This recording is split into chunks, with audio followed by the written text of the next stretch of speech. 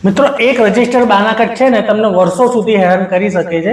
મિત્રો એક રજિસ્ટર બાનાખત હોય ને અને એ બાનાખત જો તમે કેન્સલ કરાયા વગર એ મિલકતનો દસ્તાવેજ કરી નાખો ને તો તમારે વર્ષો સુધી એમાં હેરાનગતિનો સામનો કરવો પડે એવું છે। અને જેના નામનો બાનાખત હોય એ વ્યક્તિ તમને હેરાન કરી શકે એમ છે અને કોર્ટમાં દાવો પણ કરી શકે છે। એટલા માટે આ રીલ બહુ જ મહત્વની છે। તો આ શું છે એ હું તમને જણાવું। એક કિસ્સો મારી જોડે આવ્યો હતો, એના ઉપરથી મેં આ રીલ બનાવી છે। તો એ કિસ્સો શું હતો? તો વાત એવી છે કે એક ભાઈ હતા, એમણે એક વેચનાર પાસેથી મકાન ખરીદ્યું। એ જ્યારે મકાન ખરીદ્યું ત્યારે ટાઇટલનો રિપોર્ટ કરાયો ત્યારે ટાઇટલના રિપોર્ટમાં એવું આવ્યું કે એ જે વેચનાર ભાઈ છે એમણે કોકની જોડે બાનાખત કરેલો હતો, એ બાનાખત હજુ સુધી ઉભેલો છે।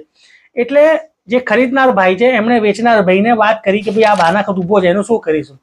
તો એ ભાઈએ એવી હૈયાધારણ આપી કે અમે આ બાનાખત છે એ અમે કેન્સલ ગમે ત્યારે કરાવી દઈશું, તમે તમારા રજિસ્ટર દસ્તાવેજ કરી નાખો। એટલે જે ખરીદનાર ભાઈ હતા એમને બહુ ઉતાવળ હતી અને એમણે કોઈ વકીલ સાહેબની સલાહ લીધેલી નહોતી। હું હંમેશા કહેતો છું કોઈ પણ લીગલ કામ કરવાનું હોય, નાનું પણ કામ હોય તો એક વખત વકીલ સાહેબની સલાહ લઈ લેવી જોઈએ। તો એમણે કોઈ વકીલ સાહેબની સલાહ નહીં લીધી હોય અને પેલો બાનાખત કેન્સલ કરાયા વગર ઘરનો દસ્તાવેજ કરી નાખ્યો। હવે બાનાખત ઊભું છે। હવે વાત જાણે એમ થઈ ભાઈને તો લોન લેવાની નહોતી એટલે એમણે તો રોકડેથી આ મકાન લેવાનું હતું એટલે એમણે લઈ લીધું અને બાનાખત ઊભો રહ્યો। પણ પછી એમને લોનની કંઈક જરૂર પડી અને એમણે મોર્ગેજ લોન માટે બેંકમાં એપ્લાય કર્યું ત્યારે બેંકે એવું કીધું કે ભાઈ આ જે મકાનનું ટાઇટલ છે એ ટાઇટલ ફોલ્ટી છે, એટલે તમે એના એબ્સોલ્યુટ માલિક કહેવાઓ એના ઉપર એક પ્રશ્નાર્થ થઈ જાય છે। એટલે તમારે પહેલાં જે જૂનું બાનાખત છે એ કેન્સલ કરાવવું પડશે। હવે એ ભાઈ છે એ જે વેચનાર વ્યક્તિ છે એને અવારનવાર કોન્ટેક્ટ કર્યો કે ભાઈ બાનાખત કેન્સલ કરાવો, પણ એ કેન્સલ કરતા નથી અને એમને ધક્કા ખવડાવે છે। કારણ કે એ ભાઈ હવે શી ખબર એમનું મન બદલાઈ ગયું, એમને તો મકાન વેચી નાખ્યું, પૈસા લઈ લીધા, હવે એમને કોઈ જાતનો રસ નથી।